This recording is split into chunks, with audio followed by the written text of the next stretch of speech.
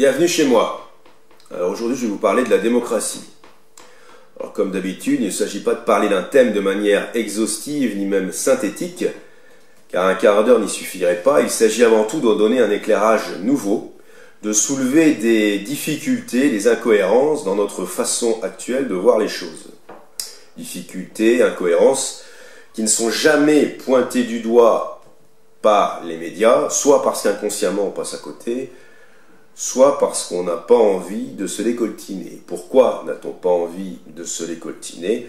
Parce qu'en général, ça remet en question, ça relativise grandement la notion de progrès en morale et en politique. Donc, la démocratie.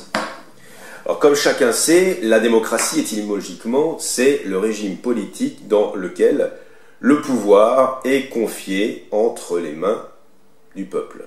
En grec, démos, le peuple, kratos, le pouvoir. Il y a déjà une grosse ambiguïté dans le terme. Alors ne soyez pas effrayés par les mots grecs, je ne vais pas en abuser. Je salue au passage un ami qui me faisait remarquer que j'emploie souvent les mots démos et kratos et que je néglige assez portos et aramis. Et c'est vrai, en philosophie politique, on emploie souvent démos et kratos, notamment quand on veut parler, bien sûr, de la démocratie. À notre époque, on conçoit la démocratie comme un régime, non pas parfait, mais de moindre mal, sur lequel il n'y a pas à revenir. Y revenir, c'est être réactionnaire. Eh bien, pendant un quart d'heure, ni plus ni moins, je vous invite à être réactionnaire. Et vous allez voir que c'est assez rafraîchissant. Étymologiquement, je le disais, la démocratie pose problème. Pourquoi? Prenons une métaphore non déconnante. Comparons la société à un train à vapeur qui avancerait sur les rails du progrès. Qui dit train dit locomotive et dit wagon. Un train sans locomotive n'est pas un train. Et une locomotive sans wagon ne sert à rien.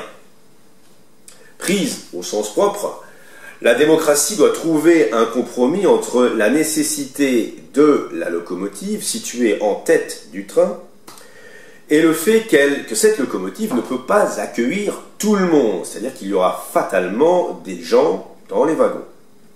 Alors comment les Grecs, nos amis les Grecs du IVe siècle avant Jésus-Christ, les inventeurs entre guillemets du concept, surmontaient-ils le problème, en dehors du fait, bien sûr, qu'ils n'avaient pas inventé le train? Eh bien, d'une part, ils excluaient du démos et les femmes et les étrangers et les esclaves, relégués dans des wagons en queue de train, mais en outre, ils effectuaient une rotation du personnel présent dans la locomotive, c'est-à-dire présent dans le kratos. Comment, à côté de ça, les temps modernes, eux, ont surmonté ce problème? Bien, à l'inverse, nous, modernes, avons fait monter tout le monde dans un seul et immense wagon. Et on s'est tous peu à peu convaincus qu'il s'agissait d'une locomotive. Et depuis un siècle et demi, en gros, on joue au petit train. Alors bien sûr, le train avance lentement, de plus en plus lentement, et certains commencent à en descendre, mais il avance. Et il avance non pas parce que le peuple est au pouvoir, aux commandes du train. Ce n'est pas le peuple qui est effectivement aux commandes, et ça ne l'a jamais été. Le peuple, lui, il est au charbon. Il met le charbon dans la chaudière, sans quoi le train ne peut avancer. Alors jusqu'à présent, mon discours est assez populiste, diront certains. Voici maintenant le deuxième effet qui se coule. Je vais être à présent franchement réactionnaire pour montrer l'effet que ça fait. Alors je dis que le peuple est au charbon. Il l'est, certes, il l'est, mais il en redemande. Même si le peuple ronchonne, nous ronchonnons, vous et moi, il en redemande. Et pourquoi? Il faut expliquer pourquoi. Alors je ne peux pas me permettre en si peu de temps de rentrer dans de vastes considérations historiques. Je vais donc être assez simple. Et donc sachez simplement ce qui suit. Entre le début du XVIIIe siècle et le milieu du XIXe siècle, un certain nombre de phénomènes sociopolitiques vont s'agréger, notamment en France, aux États-Unis, en Grande-Bretagne, c'est-à-dire en gros les pays en pointe dans l'élaboration des régimes représentatifs modernes. Donc des régimes qu'on appellera plus tardivement démocratie par pure démagogie. Donc ces phénomènes qui vont s'agréger, quels sont-ils? En gros, en très gros. Premièrement, la lente agonie des régimes monarchiques et de leur tutelle religieuse. Deuxièmement, l'entrée en scène des masses. Et troisièmement, la fameuse révolution industrielle. Alors comment concilier tout ceci pour maintenir un semblant d'ordre politique dans des sociétés qui allaient se tourner bientôt vers des considérations de rendement et de croissance éternelle? Tout simplement, il fallait confier les commandes aux industriels et aux affairistes. 2, offrir aux masses un rôle à leur mesure. Il fallait dorénavant que ces masses se sentent actrices de leur destin, les contenter matériellement et en même temps maintenir le cap d'une marchandisation galopante. Le rôle politique, entre guillemets, des masses était donc tout trouvé et il n'a cessé de s'amplifier jusqu'à notre époque. Et ce rôle, quel est-il? Ce rôle, c'est produire, consommer, produire, consommer, produire, consommer.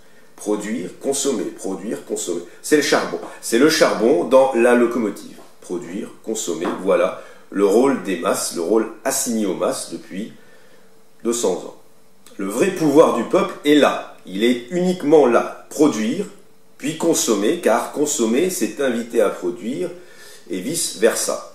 Le but étant d'évoluer, en quelque sorte, en roue libre, c'est-à-dire 100% par le biais de l'économie, et à terme, se débarrasser du vieil outil politique. Quiconque parle aujourd'hui de révolution devra, pour qu'elle advienne, faire en sorte de convaincre les masses de cesser de consommer. Bonne chance, camarades. Une fois qu'on a saisi dans quelles circonstances se met progressivement en place le gouvernement représentatif moderne, on peut rentrer dans le détail et constater à quel point il est éloigné du concept de démocratie. D'une part, était alors requis une poignée d'experts, c'est-à-dire de gestionnaires professionnels. Et d'autre part, les masses devaient consentir à jouer leur rôle, c'est-à-dire à aller au charbon, moyennant ce qu'on leur présentera comme une récompense, mais qui est compris dans la manœuvre, ça c'est important, c'est-à-dire la consommation débridée. La consommation participe du système, bien qu'elle nous soit à toutes et tous perçue comme une récompense à notre labeur. Il n'était donc pas prévu que le peuple soit réellement aux commandes, bien entendu. Et ça tombe plutôt bien, car le peuple, foncièrement, ne veut pas du pouvoir.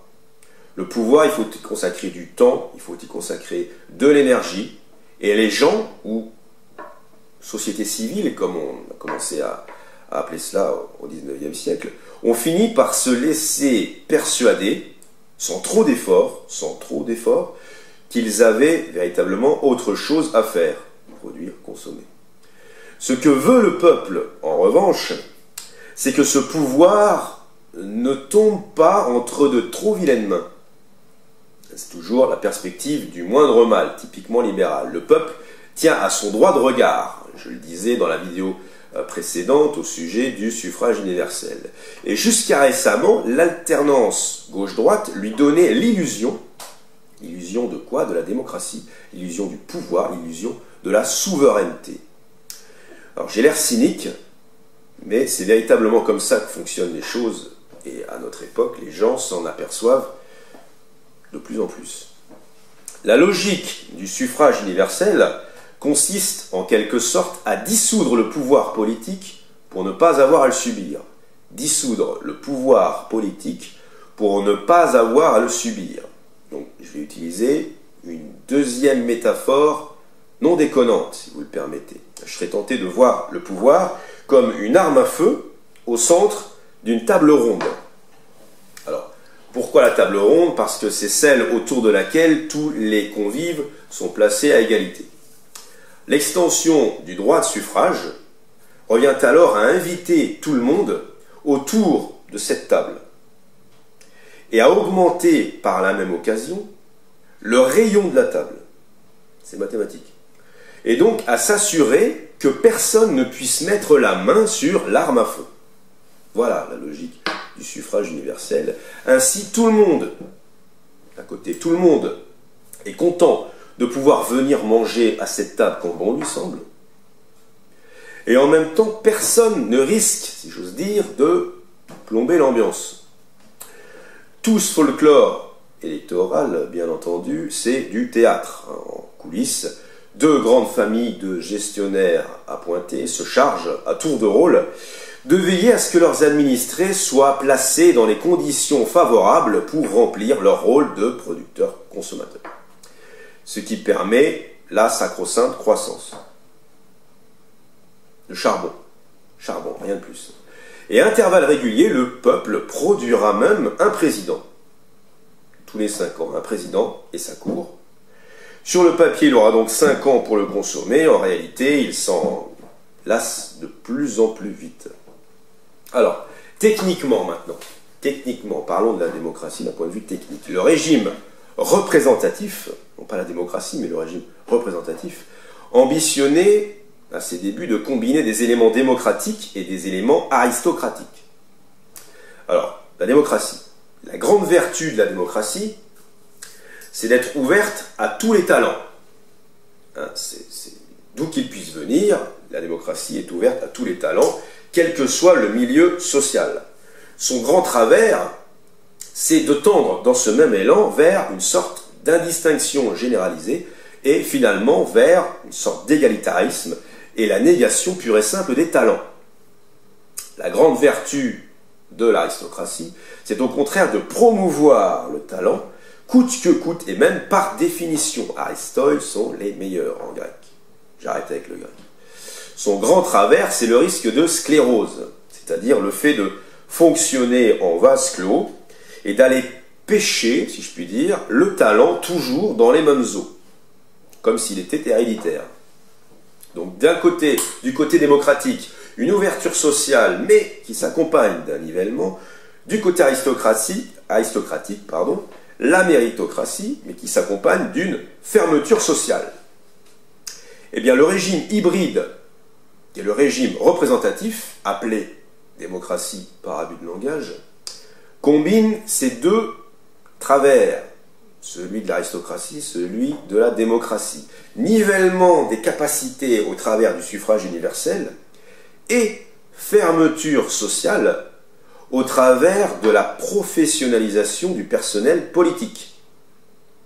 Rappelons au passage que la démocratie originelle, celle des Grecs, encore eux, offrit d'une part au peuple un pouvoir bien plus conséquent qu'un simple droit de suffrage, et que d'autre part, c'était un régime un régime d'amateurs. Amateur dans le bon sens du terme, celui que je rappelais dans ma vidéo introductive à laquelle je renvoie. Autrement dit, notre régime politique est issu du croisement entre une aristocratie dégénérée, ce qu'on nomme oligarchie, nous y voilà, et une démocratie, elle aussi, dégénérée, pas oublier le pendant. Démocratie dégénérée, alors pour les curieux, le mot savant, c'est ochlocratie, c'est-à-dire en gros le pouvoir d'une foule indistincte.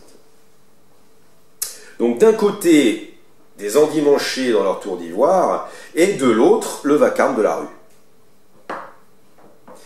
La démocratie contemporaine n'est donc pas seulement un régime répondant à une logique 100% économique du point de vue historique, comme je le rappelais, c'est aussi un régime qui répond à cette logique 100% économique dans son fonctionnement, dans son processus. Dire aujourd'hui que le capitalisme est le pire ennemi de la démocratie, comme on l'entend, c'est faire une grossière erreur. En réalité, ils sont tout simplement frères et sœurs. Le régime représentatif et le capitalisme sont frères et sœurs. Ils répondent à la même logique qui est celle de l'offre et de la demande. C'est-à-dire celle qui est prête à vendre tout et n'importe quoi au plus grand nombre, tout simplement.